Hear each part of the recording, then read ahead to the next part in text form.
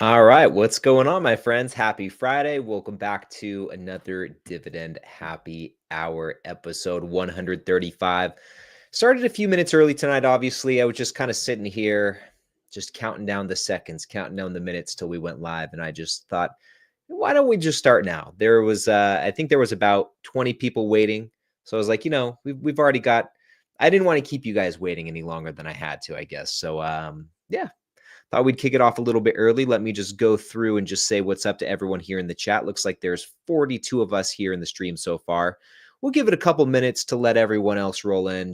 We'll kind of kick off our cheers and stuff at the top of the hour. But real quick, shout out to Marcus, Steve, Janice, Steven, Korean Cardboard. Ooh, drinking a latte and eating pastries. That sounds good.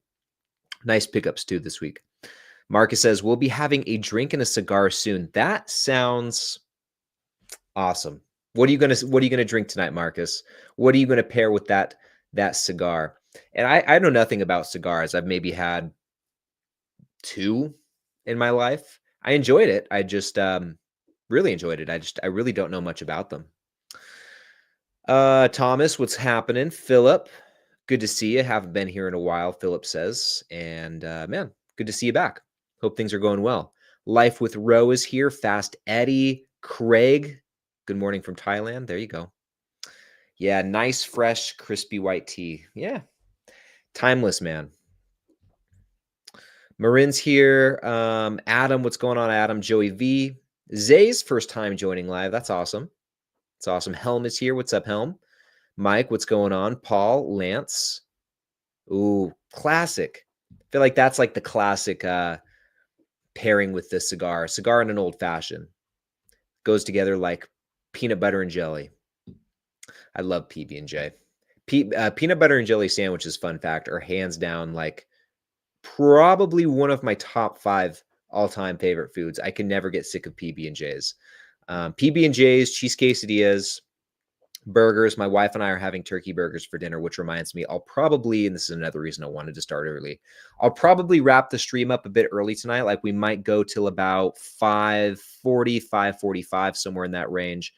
Because I can't tell you how excited I am for dinner. But yeah, burgers are up there. You guys might make fun of me for this. I love boneless wings. I don't really like the bone-in chicken wings, but I will demolish some boneless wings. And I already know there's going to be someone in the live chat. Those are just chicken nuggets.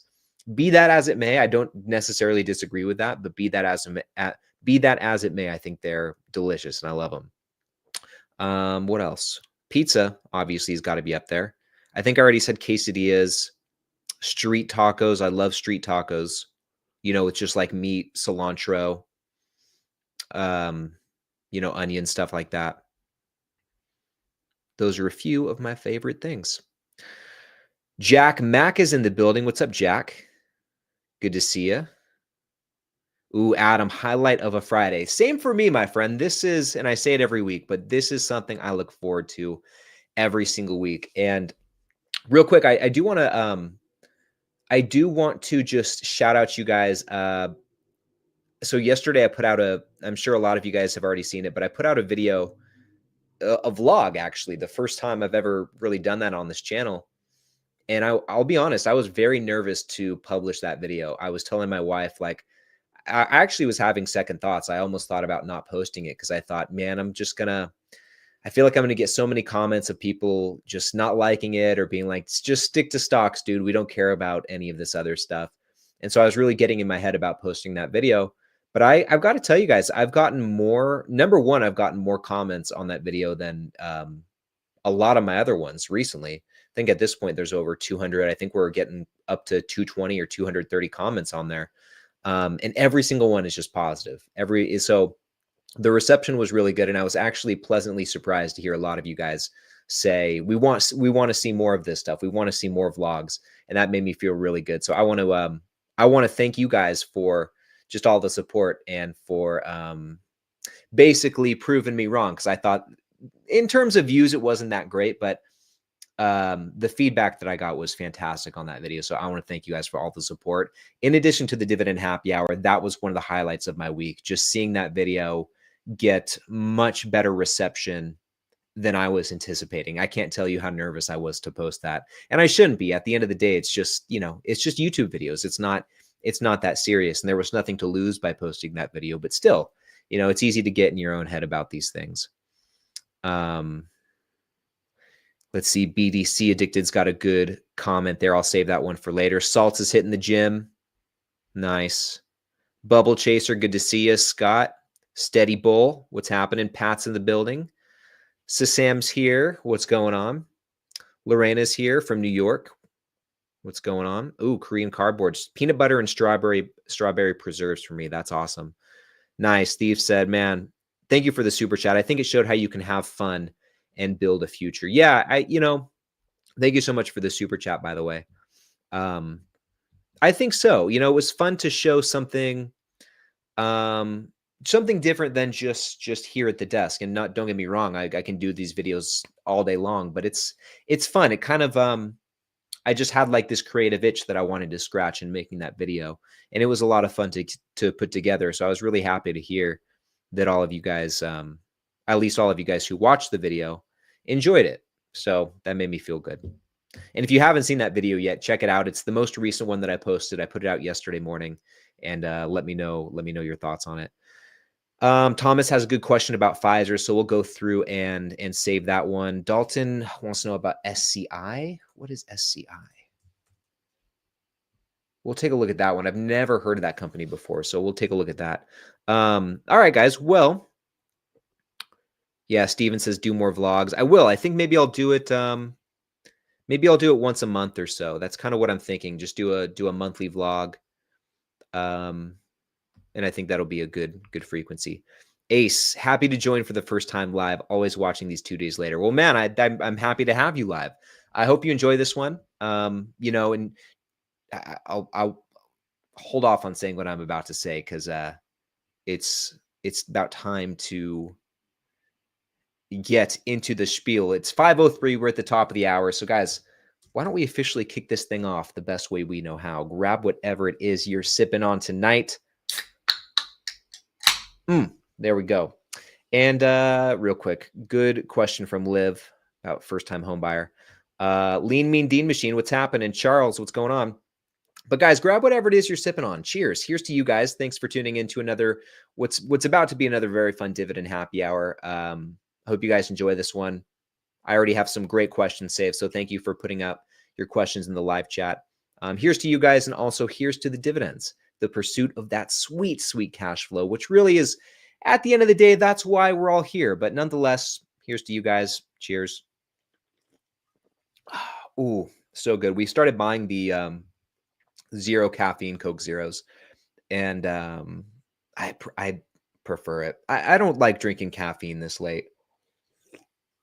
I don't know that it really impacts me too much. Sometimes it does. It's hit or miss, but I'd rather just have it caffeine free. What's up, Dave? Dalton, good to see you guys. So guys, I want to know a few things here in the live chat. It was a pretty good week on the stock market. So I want to know, what did you guys buy this week? What did you add to your portfolio? Which stocks did you pick up? I think I've seen some Chevron. I've seen some AbbVie. I'm sure we're going to get some SCHD. But let me know. Let me know what you guys added to your portfolio. Number one. Number two, I want to know what you're sipping on tonight. What did you bring to drink to the Dividend Happy Hour? Number three, I want to know if anything cool happened in your guys' portfolio this week. It doesn't even have to be just in your portfolio. If anything cool in general happened to you guys this week, share that in the chat as well. Yeah. Number four, I know we have a few first timers here, but let me know too if this is your first time tuning into the Dividend Happy Hour. In case it is, we do this live stream every Friday night starting at 5 p.m. Pacific time, 8 p.m. Eastern time, and we usually run it for about an hour or so. And I mentioned this a few moments ago, but I'll probably cut this stream a bit short tonight. We'll probably plan on wrapping it up in the next 35 or 40 minutes is what I'm shooting for. So we'll get through some of these, what do you call them? Pleasantries? I don't know. I don't know what I'm looking for. Codex wants to talk about Merck. Very persistent with those comments about Merck there. Okay, we'll check out Merck. Real quick, let's see what you guys are buying. Formalities. Yeah. There you go. Formalities. No, I don't know if formalities is it either. I think pleasantries is the word I was looking for. I think it was pleasantries. Man, okay. So as far as the purchases, Dave, quite the shopping spree this week. Wow, nice. Formalities is close though, Codex. Thank you for helping me out with that one. Let's see. Ooh, Arizona iced tea. Nice. Very nice. Yeah, Korean Cardboard had the AbbVie and Chevron. What's up, Matt? Matt picked up some Lowe's. Nice. Good time to buy Lowe's. VTI, VFIX, and his 425th share of SCHD. Man, you're blowing me out of the water with your SCHD position. I think I'm up to, what am I up to right now? 370 shares of, about 370 shares of SCHD. But yeah, man, good job. Craig with BTCI and OMAH. I don't know that I'm familiar with those, but it seems like probably some covered call funds, if I had to guess. Thomas picking up some Robinhood, Palantir for Fast Eddie. Yep, there you go. Adam says SHD, VU, and SCHG. Sipping a protein shake. Nice. Trevon's got a good question about Procter & Gamble. Is it a good price? It's better today than it was yesterday. Let's see. I don't think it's terrible. We can take a look at Procter & Gamble too. So let me save that because it's been a while since I've really looked at it. Let's see. Yep. Christian with some Costco, Visa, and SCHD. Nice, nice.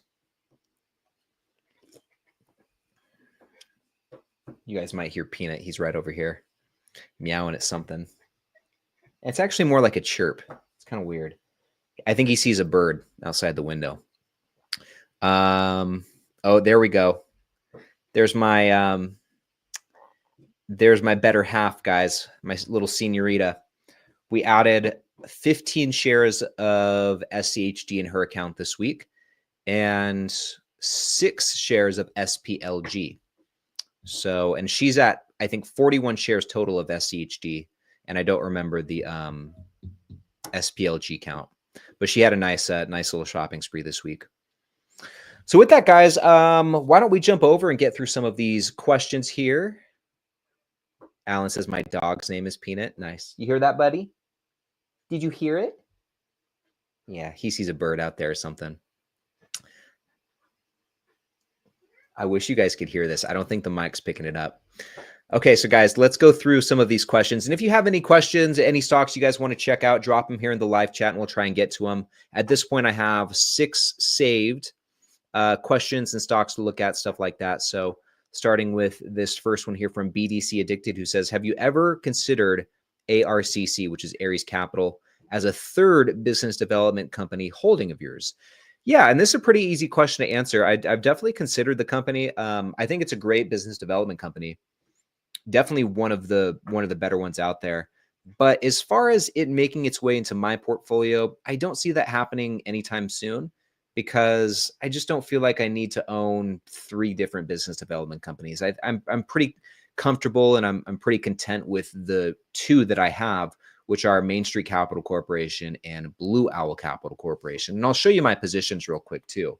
So guys, let me hide this comment real quick.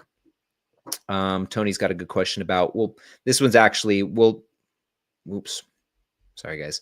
How much is your account worth? We'll take a look at that too. So if we jump over here to my dividend portfolio tracking spreadsheet, which you can start using for free, there is a link to download the spreadsheet in the description of the video.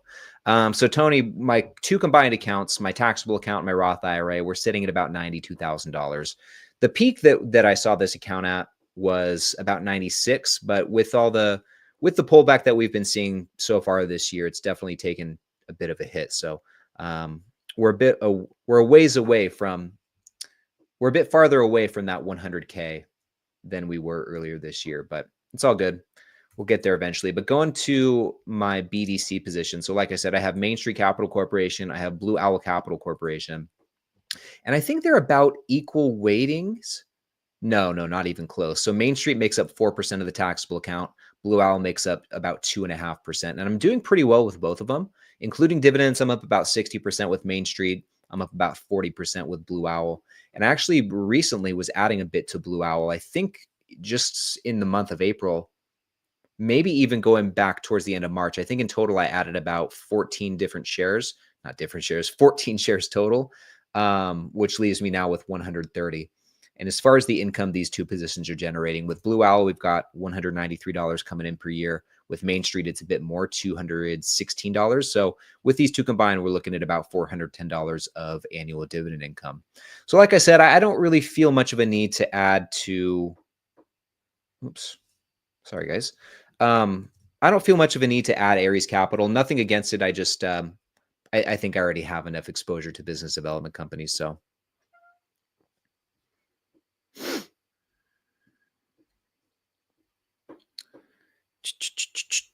Okay, let's go over to this next one. Thomas wants us to look at Pfizer. What's your take on Pfizer at this level? Almost an 8% dividend at this point. It seems to have solid financials. Yeah, I'm kind of torn on Pfizer. So if we jump over here to, we'll go back to the screen. If we jump over here to Snapstock, we'll look up Pfizer. The Snap score is pretty low. I mean, according to this, it's just an average company, 5 out of 10, 50%. Pretty low growth score, highly profitable. Debt situation, according to this, is not looking good. Dividends and buybacks a bit questionable. Capital efficiency, which is going to be things like return on invested capital, stuff like that, is looking okay. Undeniably, though, the share price is looking good. So far in 2025, it's down about 12.4%, down 5% over the last year, and it's down about 20% over the 5-year period. It looks like it peaked back in 2021 at about $50 per share. So now it's less than half that. And the valuation, just looking at these relative valuation metrics, are looking pretty good. The PE ratio is 16, price to free cash flow is 13. These are both really, really nice. Very high free cash flow yield at 7.6%. And the dividend yield is pretty high right now as well, 7.3%. And because these two numbers are so close together, it looks like and we can see it here too, the free cash flow payout ratio is going to be on the higher end. So that's a bit sketchy, but let's scroll down, take a look at some of these stats here. So here in the growth department, what I'm seeing, at least on the revenue side of things, it's actually not too bad. I mean, obviously the pandemic years were very good for Pfizer. We've talked about that quite a bit, specifically here in the Dividend Happy Hour. I feel like this stock gets brought up like every other live stream, which is totally fine. The pandemic years right here were very good for Pfizer, and things have since come back down to earth, post pandemic. But still, if we look at the overall trend, excluding these years, the revenue growth is still there. This trend is still going up and to the right. So I think that's a good sign. The earnings per share is a bit spotty, similar to the revenue. We had a couple good years here, but going to 2023 and 2024, it seems to be lower than prior years. So I do think that this is something, I do think this is an area for improvement. Same is true with the free cash flow per share. I mean, we're seeing I have the exact same thoughts about the free cash flow. So I don't know. And actually, regarding the free cash flow on both the 5 and 10-year growth rates, looking at these averages, it's negative. So on average, over the last 5 years and 10 years, the free cash flow is declining, which is not great. With that said, though, I do want to kind of take a sidebar. It did seem like Pfizer's most recent earnings were better than previous quarterly earnings. So maybe they're turning the ship around. Maybe the tide is turning for Pfizer. I think we'll have to see how things continue to play out. But it did, from my recollection, this most recent earnings for them was better than what we've seen in a while. Now, they did take on a lot of debt in 2023. They acquired a company, I think, called Seagen. And so they took on a lot of debt to do that, basically doubled their debt. But it's still not in terrible shape. I mean, the net debt to free cash flow in 2023 really got into a bad spot. But it's coming back down. In 2024, it was 6.37, which is still a bit higher than where I'd like to see it. I'd like to see it preferably below 5. And just for comparison, Zoetis, which is the company that I just added to my portfolio, which was actually spun off from Pfizer, has a net debt to free cash flow, I think, of 2, if I'm remembering correctly. Yeah, so about 2. So that's much better. And similarly with Zoetis, the interest coverage ratio is a lot higher than Pfizer's at 15. Pfizer's, if we go back over here, is less than 5. So kind of the benchmark that you might want to look for is around 8 for the interest coverage ratio. So it's below that. The balance sheet could use some work. So that could be another potential red flag. The yield is obviously a bright spot, much higher than the 5-year average and the 10-year average. Historically, it's been a pretty solid dividend grower. The dividend growth is undeniably slowing down over the years, as we can tell from this chart here. And, scrolling down, looking at the payout ratios, this is pretty concerning. Over 100% since 2023. Same is true with the free cash flow payout ratio here. Well, almost. 2023 for sure, but last year it dipped back under 100%. But still not great. And I think we'll need to see how things continue to play out for Pfizer. But it's not one that I'm personally that interested in. Yeah, the yield is high, but I think that there's some other red flags that I'd rather not deal with. I'm much happier to own a company like Zoetis, even though the yield is a lot lower.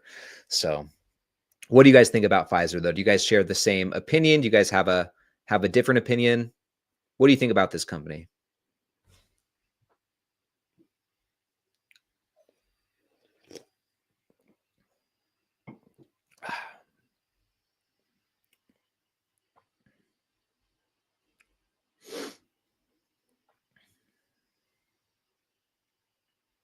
Let me see. Let me scroll down here.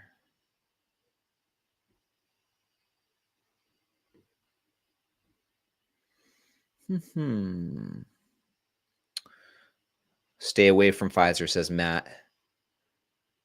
Kevin Burt. Hey, Kevin, what's up? Not a fan of Pfizer. Would select Merck over Pfizer. We'll take a look at Merck in just a moment too, because that was another one that someone brought up. Dalton says not buying any Pfizer anytime soon, nor is Nort here. Okay. Yeah, it seems like we're all sharing a similar opinion about Pfizer, but we could be wrong. I know PPC Ian is pretty hot on Pfizer. That's one of his I don't know how big of a holding it is of his, but he was just talking about it in his recent video. So we'll see. I'm hoping that Pfizer can dig itself out of this hole, and I'm hoping that it can turn things back around. So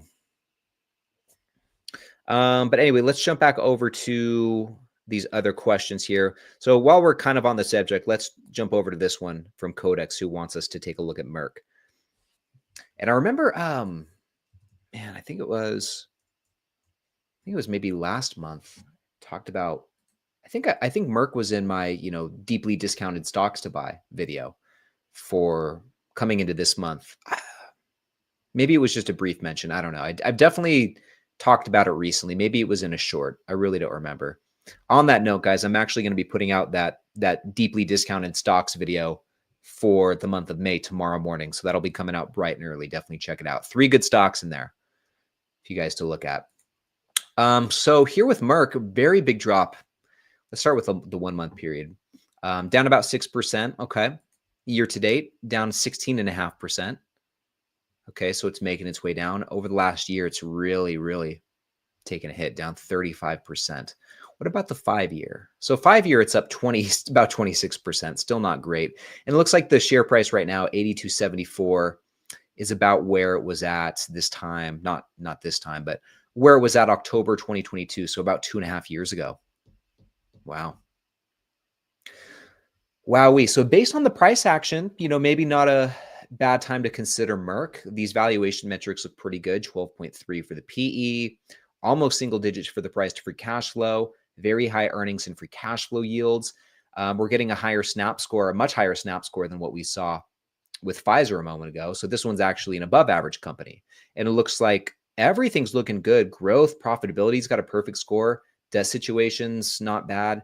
Dividends and buybacks is where this company is lacking. So it'll be interesting to see exactly why that is. Let's scroll down, taking a closer look at some of this stuff. So I already like what I'm seeing more here than what we saw with Pfizer earlier. I think the revenue growth is looking much more consistent. I think the earnings per share growth, same thing, is looking much more consistent with the exception of 2023. The same is true here with the free cash flow. There's some off years, but generally speaking, this trend is up and to the right. And I think it's clear to see that happening much more here than it was with Pfizer. So I like this better. I would feel more confident in something like this. It looks like the margins are improving with this company over time as well. We can see the gross margins have gone from 62% to about 80% over the last decade. That's great. The net profit margin's gone from about 11% to 27% last year in the same time period. That's really good. Really good. So no surprise to see this company have a high profitability score. Not only are the margins high, but they're increasing. So that's great. Debt had a 6 out of 10. Yeah, but this isn't bad. I mean, where Pfizer had a net debt to free cash flow of, what was it, guys? 6.3. This is way better. Only 1.32, which means if they dedicated all of their free cash flow to paying the outstanding net debt, it would take them about 1.3 years. 1 year and what is that? 4 months. Not too shabby.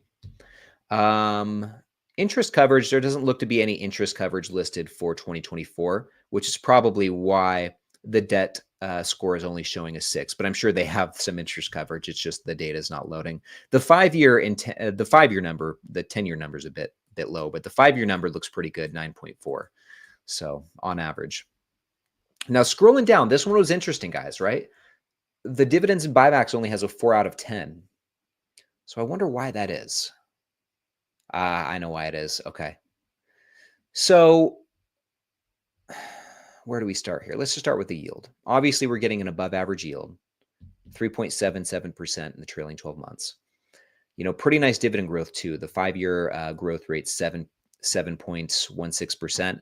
So when you pair this near 4% yield with a 7% 5-year growth rate, I think these are pretty well-balanced dividend stats. You're getting a pretty decent yield and a pretty decent growth rate as well. I think that's looking pretty solid.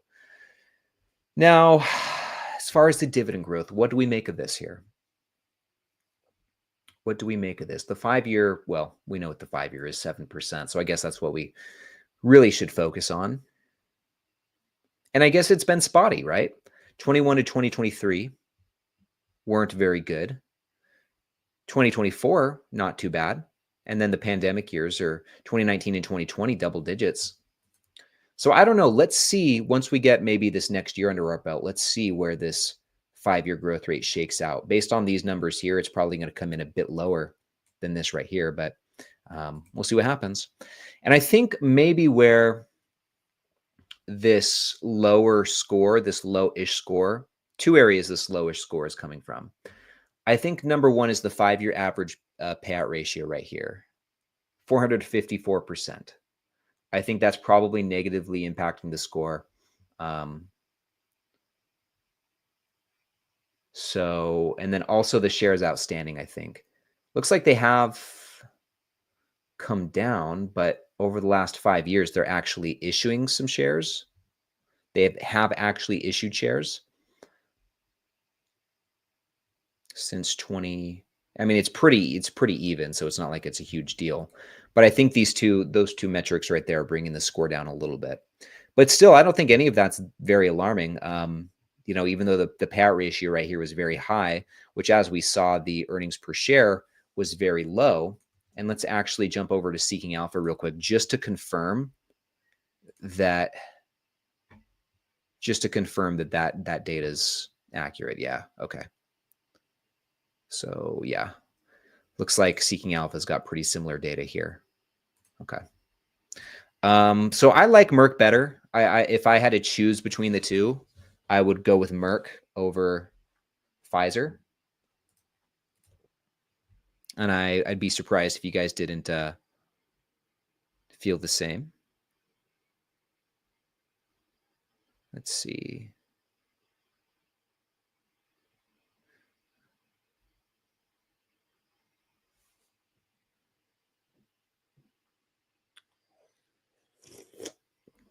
Okay, guys, a few more questions. This next one here is from Dalton. And just as a reminder, guys, we'll probably wrap this up in about 15 minutes or so. That's kind of my goal.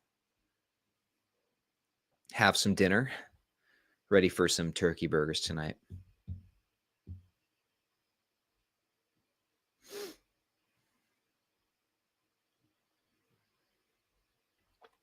Okay, so anyway, sorry, I got distracted. Dalton wants us to look at SCI, which is a company I've never heard of before.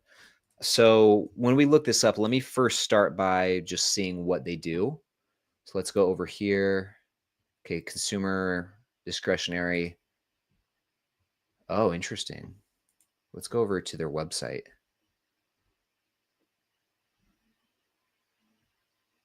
Oh, I have heard of this company actually.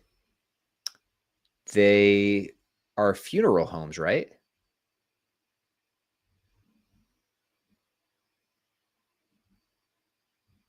Oh, man. Okay, well, I don't know how to feel about this one.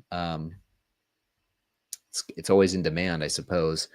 Okay, so the company operates through funeral and cemetery segments. Its funeral service and cemetery operations comprise funeral service locations, cemeteries, okay, all this stuff, cremation, all that jazz. Okay, so they're also a one-stop shop for planning and arranging funerals as well. Okay. So the SNAP score is not great. This is what we're looking at, 5.2, so average, a little bit higher than what we saw with Pfizer, a bit lower than what we saw with Merck. Looks like it's probably going to be a high debt company, not great returns, moderate profitability, moderate growth. And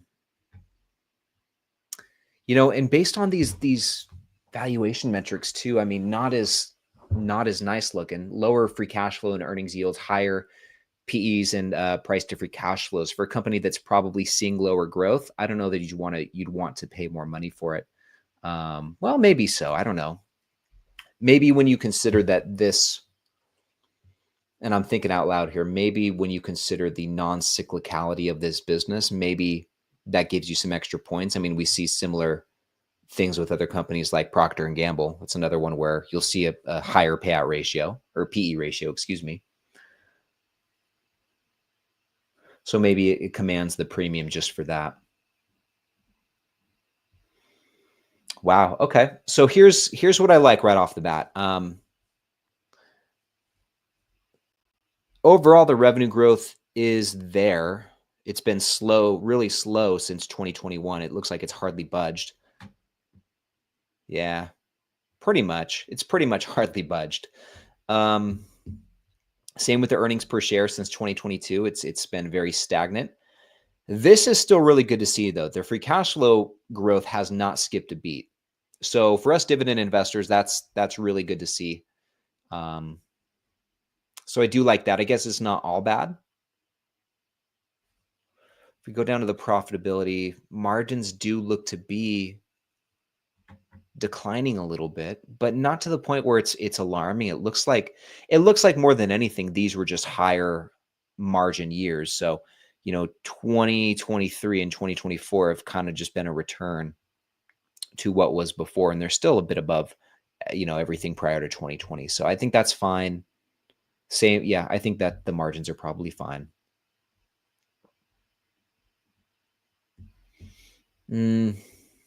Okay.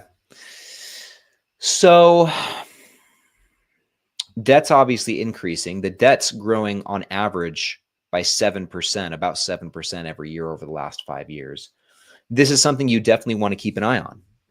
With this, the net debt to free cash flow is definitely on the higher end. It's outside of the range that I'd like to see it, 8.4. But because the free cash flow is growing so much and so consistently, the net debt to free cash flow is actually declining. So it's kind of interesting. As both debt and free cash flow are growing, the net debt to free cash flow is declining, which means that the debt's growing, or the free cash flow is growing at a faster rate than the net debt. So I guess that's good. Interest coverage is very low. So I would be, but with that said, historically, it looks like that's normal for this company. They don't tend to have a lot of interest coverage. over the last decade. So maybe that's not the most alarming thing. Maybe that's normal for this company.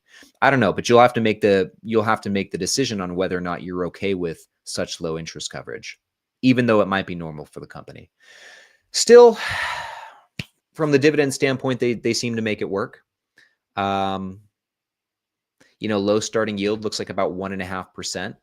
Nice 5-year growth rate, 11.1%. So double digits across both the 5 and 10-year period. Does look like the dividend growth has slowed down in these last couple of years, but still not too bad. 7.5%, 10% the year before.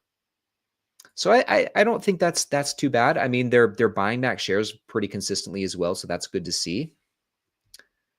And the dividend still looks to be very well covered, guys. The trend is up and to the right since 2021 in the earnings payout ratio, but still a lot of room to continue paying and growing this dividend. And then the same is true here with the free cash flow payout ratio. These are actually pretty close to one another. So I think the dividend still looks fine. We have no reason to believe that the dividend's at risk of being cut just based on these payout ratios. So I don't know. I guess I have kind of mixed feelings about this company. I think that there's some good. I think that there's some maybe not so good. The not so good, from what I can tell, is just the debt is probably the biggest thing to me. But they do seem to make it work. I wonder if we'll see them get back to growing their earnings. I do like this. So I don't know. I guess if you're looking for another which is kind of interesting actually.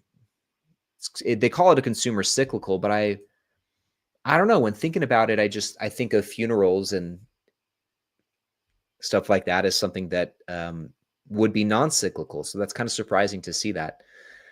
So I guess if you're looking for, this to me seems kind of like a stalwart company. I'm going to put it in that category. And if you're looking for something like that, then maybe this would be a decent one to consider. It's actually seen a better return over the last 5 years than some of these other stocks that we've looked at so far, right? So just from that point of view, it could be worse. So I don't know. This is a very interesting one. Very interesting one.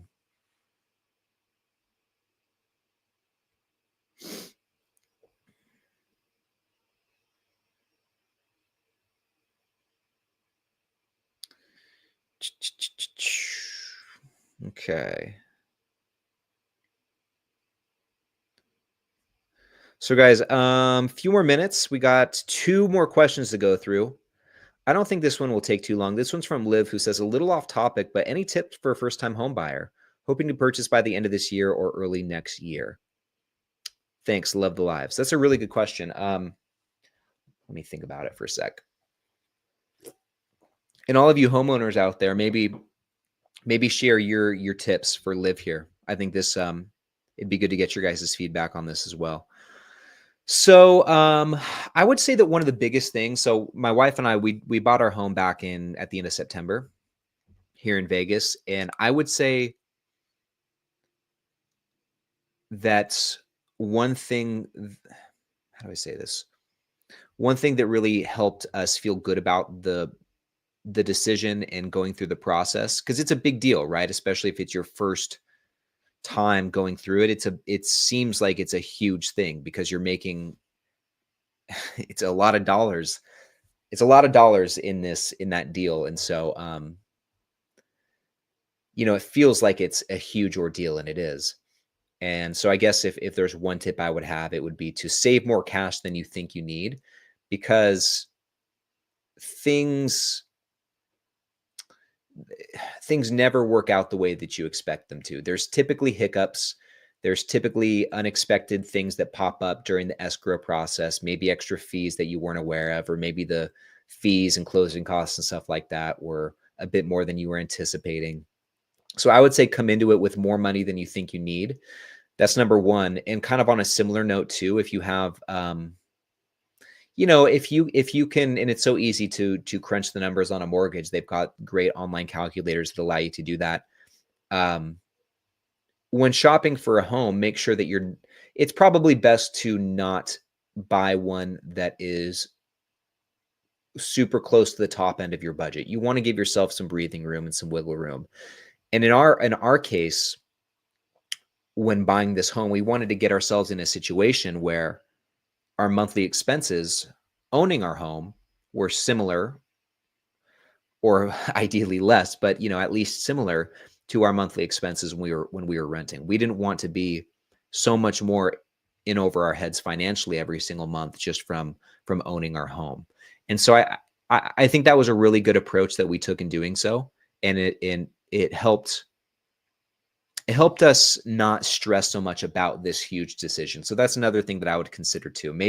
Look, maybe have one of your goals be to get yourself in a situation and get yourself in a home where the monthly expenses aren't going to be so much more, if any, than your current monthly expenses where you're renting.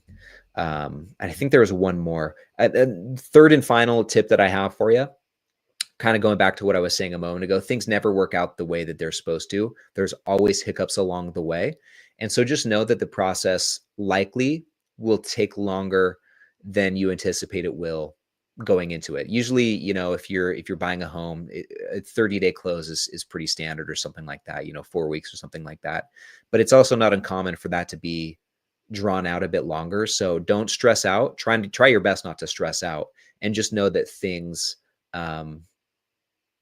rarely go the way you plan, and that's okay. It'll all work out. So, hopefully those were some good tips for you. I want to see what you guys have to say though. Let's see.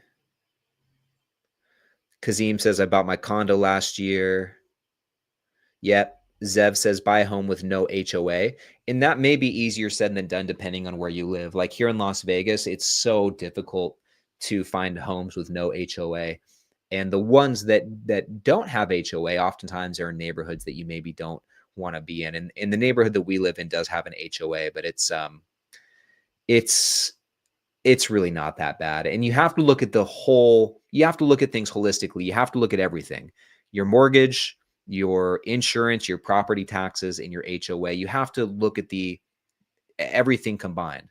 And if that's still manageable for you financially, and if that's similar to what you're already paying and renting, then it's not that big of a deal. I mean, yeah, it'd be preferable to not have an HOA because it's an extra expense, but I wouldn't throw the baby out with the bathwater just because there is an HOA. You have to factor that into the big picture. There we go. Ace here says, make sure you're looking at the total price of home ownership. If it's going to cost you 2 times more to buy than rent, it might not be worth it. I completely agree. Totally agree. Yeah, Charles says you better have good credit or wait a few years.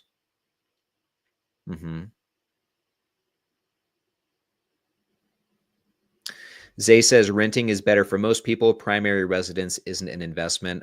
I mean, I don't know many people that look at their primary home as an investment. I think they just look at it as there are other benefits to home ownership besides just it going up in value, which it actually, I mean,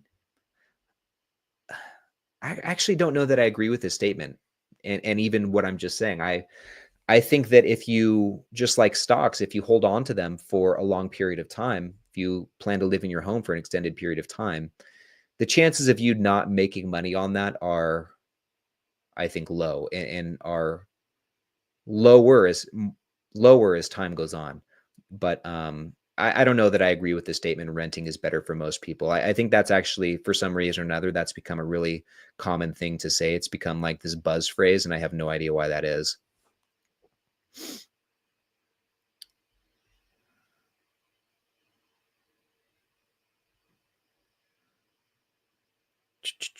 Ooh, this is a good one. Pete says, find a great inspector. Yeah, when you buy a home, you'll want to do a home inspection just so they can go through it with a fine-tooth comb and pick out any potential issues that you might run into that you might not be able to see yourself. And then you can use that if there are any issues that are brought up from the inspector or from the inspection. You can always use that. If it's something serious, you can use that and kind of go back to the drawing table and potentially renegotiate the purchase if it's that big of a deal.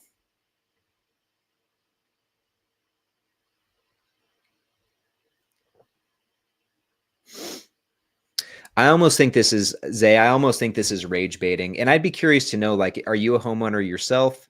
Do you rent? Do you live at home? What's your living situation that gives you the authority to speak with such confidence on that? I'd be very curious to know the context behind why you're thinking this. Because going back to this, I'm sorry, this, like I said, it's almost borderline rage baiting and it's working for me. Rent goes up every single year. You say rent is the max you'll ever pay. Well, I mean, that's fine, but it goes up every single year. Whereas with the home that you buy, your mortgage, if you lock it in, I mean, it's not going to change if you have a fixed rate mortgage for 30 years. That principal and interest is not going to change over the course of those 30 years. And sure, there might be things that pop up along the way, repairs and whatnot, but it's also within your control to buy a home where those things are going to be an issue sooner than later. I mean, you own a home long enough, yeah, those things will be an issue. But like for us, we just bought a new construction, new HVAC, a brand new roof. And so a lot of these big things, these big capital expenditures that might come along are things that we're likely not going to have to worry about for a long period of time. And if so, like that's exactly why you have an emergency fund. But I wouldn't not buy a home just because you might have to make some repairs to it someday. And like I said, this is also why you get a home inspection, so you can know what you're getting yourself into if any of these things, these big expenses that might come along, are going to be problems sooner rather than later. And then if they are, like I said, you can always go back to the drawing board and renegotiate the deal based on what you find there. But I don't agree with this at all.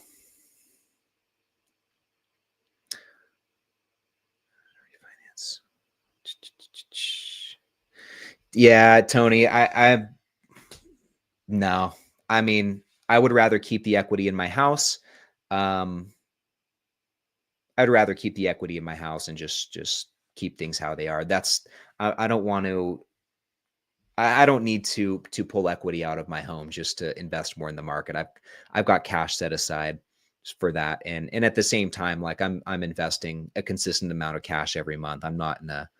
I don't feel a pull to do that. It seems like it's more trouble than it's worth.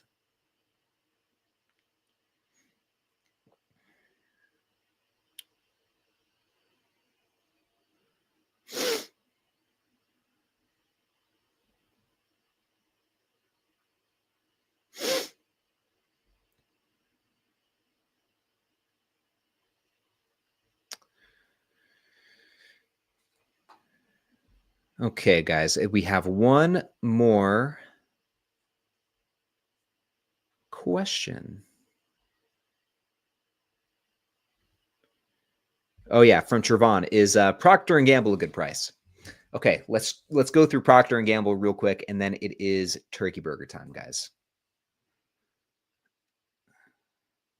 Yeah, Tony. I mean, real quick. Sorry, I'm seeing this now. You can still lower. Yeah, you can do a straight refinance. You were talking about a home equity line of credit, or maybe even a cash out refinance, which is something different than just a straight refinance, where you're just paying off your old loan and getting a new one, which will be lower because you've been paying down the equity on the old loan, or paying down the principal on the old loan, excuse me. So yeah, I mean, at some point, if we see rates low enough, I would not mind refinancing and getting a lower payment, but I don't have any interest in pulling cash out of my house or doing a home equity line of credit. That's just, I just think that's just, like I said, the juice isn't worth the squeeze there. So yeah, Zay, you're totally rage baiting. I don't know where you're coming up with this stuff. I'm guessing you're not a homeowner. And that's no slight to you, but I would be so curious to know what your living situation is like to where you're coming up with these things, because it's just, in my opinion, it's just not based in any logical reality. No offense. Okay, so, and that's enough. Like I'm getting rage baited into this, and it's not worth it. Okay, so Procter and Gamble, is it a good price to buy? Well, it's still up about 0.8% in the last year. It's only down 2.5% so far this year, and even this month, it's only down 4%. So nothing crazy. It does look like, based on these, like the PE ratio is still a bit higher than the average. Price to free cash flow, same thing. Earnings yield and free cash flow yields are a bit lower. The dividend yield's right in line with the 5-year average, about 2.5%.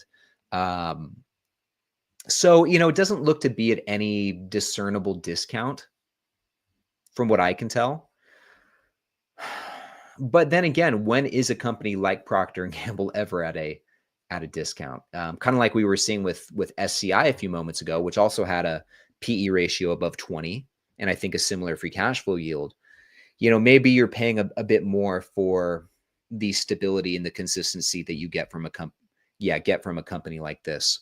So I don't know. Do I think it's a terrible time to buy Procter and Gamble? No, not necessarily. Personally speaking, though, it's not. Excuse me. It's not one that I'd feel like I'd want to buy right now. My average cost is about $139. I'm up about 16% still. It's not terrible. It's not terrible. I think I'll just leave it there. It's not terrible, but it could be better, and there are probably more attractively valued stocks out there, even in this sector, that you may be better off considering. Like I think the Hershey Company, for example, which is also in the consumer staples sector. I know it's different type of product they sell, but I would say that if you're looking for like a stalwart sleep well at night stock in the consumer staples sector, this one looks to be at a better valuation. And I actually think you're getting better dividend stats. I mean, better growth and more aggressive growth, and also better dividend stats. I mean, the Hershey Company is looking really good. And I'm actually, guys, this is one that I've been lightly considering for a little bit now. I've kind of been watching it, and I wouldn't mind adding this one to the portfolio. It seems like a really strong business, very high quality according to the Snap score. And I just think there's a lot to like about it. Really high returns on invested capital too, and growing over these last few years. So, I don't think Procter and Gamble is terrible, but I don't know. I guess I think there's better ones out there. Okay.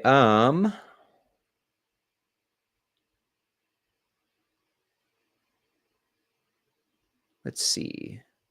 Okay, guys, I think this is a great place to wrap it up. We are pretty much right on the money. Little bit past, but that's okay. This is perfect.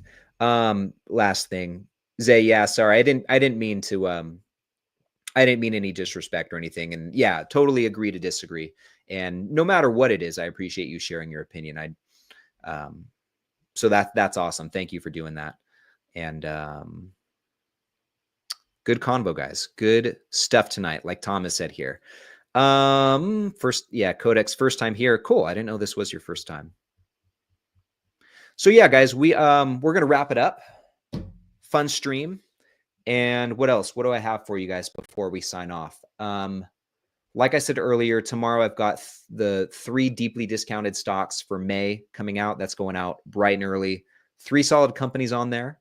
One of which I'm sure you guys could guess. It's one where I'm putting my money where my mouth is. So you know what that one's going to be. We've got 2 other really solid ones that we're talking about tomorrow. So definitely tune into that video.